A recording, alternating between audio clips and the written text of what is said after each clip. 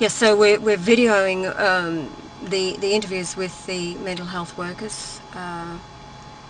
They'll be taped, they'll be recorded, there'll be witnesses there.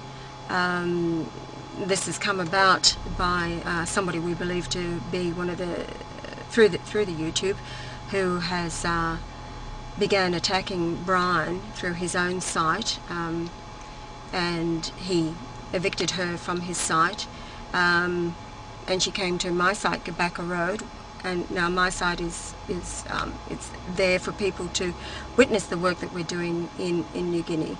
It became obvious that this woman was making it her mission to, her words on my site and in the comments that she's left on my site, is to expose Brian for the mental health patient that she has assessed that he is.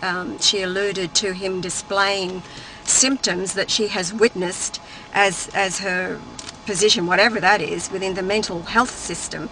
And it became quite obvious to me that this woman was making a point of getting Brian and going after him for some reason, in spite of the marvellous work that he's doing and the good works that he's always done in educating people in the truth, taking a cure into a nation that is living underneath a death sentence, restoring people from life to death. Now months and months later, this woman has made it her mission to get him. I'll be quite honest with you, it seems to me that whoever the woman is has a mental health issue herself. That's just my honest opinion. However, so we are recording everything as usual. There is nothing about Brian that is anything other than light, life, truth, wisdom, a good deal of common sense and logic.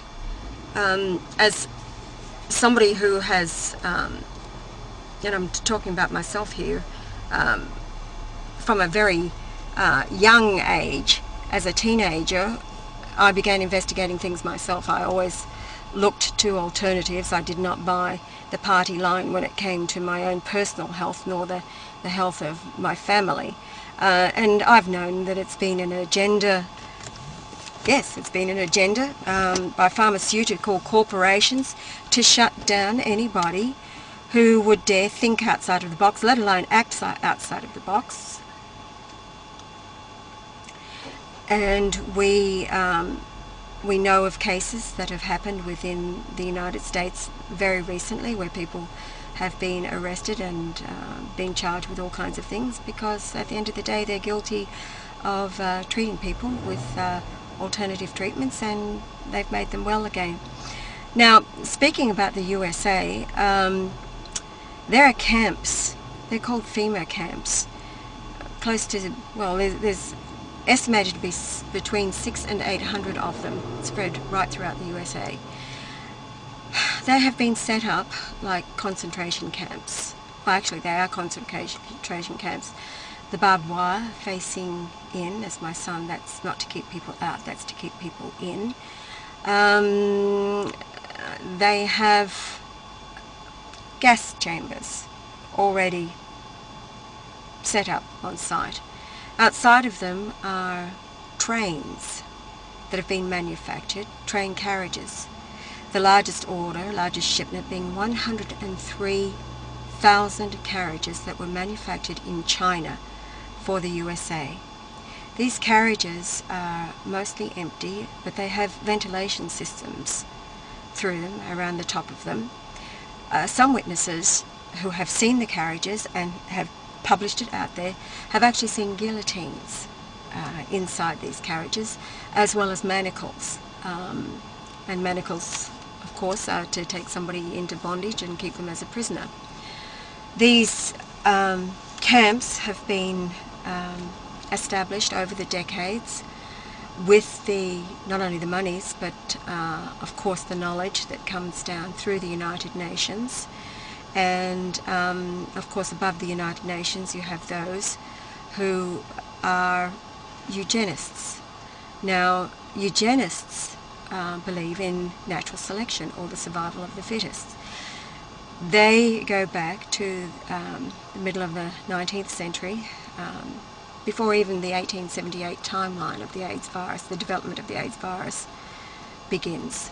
And it is their, it's part of their religion actually, as a eugenist, to decide who lives and who dies. Of course, they're the ones that should live, being superior to the animals with hands, 2 hands. That's us. That's anybody else who isn't them. It's been their targeted and planned genocide of wiping out vast populations of people, beginning with the black population. It's been them behind the scenes that worked on the mycoplasma, crystallizing it and adding it to smallpox vaccines, hepatitis B vaccines.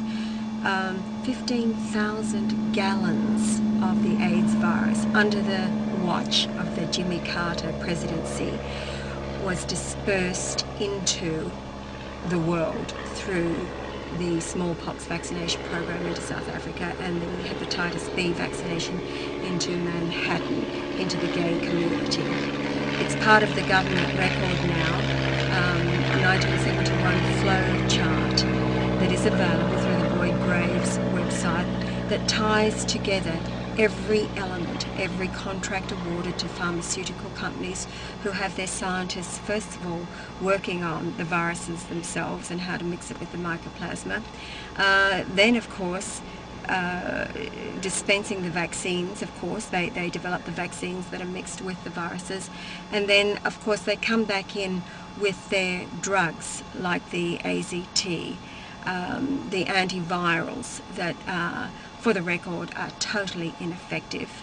And in fact, there are cases now before the Supreme Court in London where spouses of dead partners are challenging and taking to court and saying that the AZT is actually responsible for the hastened death of their partners who were perfectly fine until they began taking their drugs.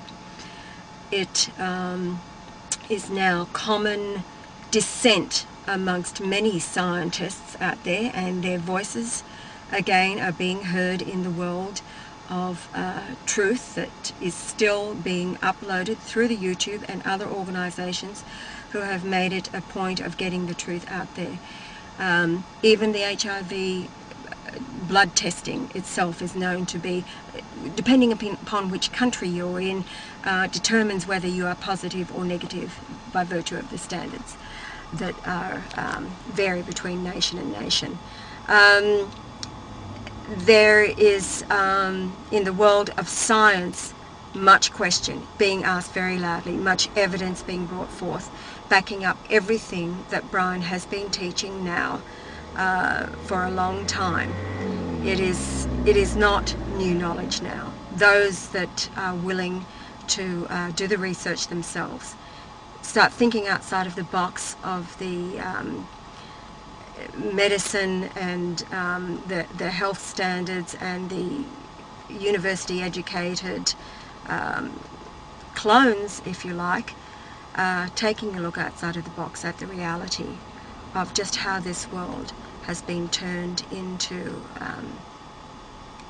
a world of death, all financed mostly through pharmaceutical companies, because money is the root of all evil.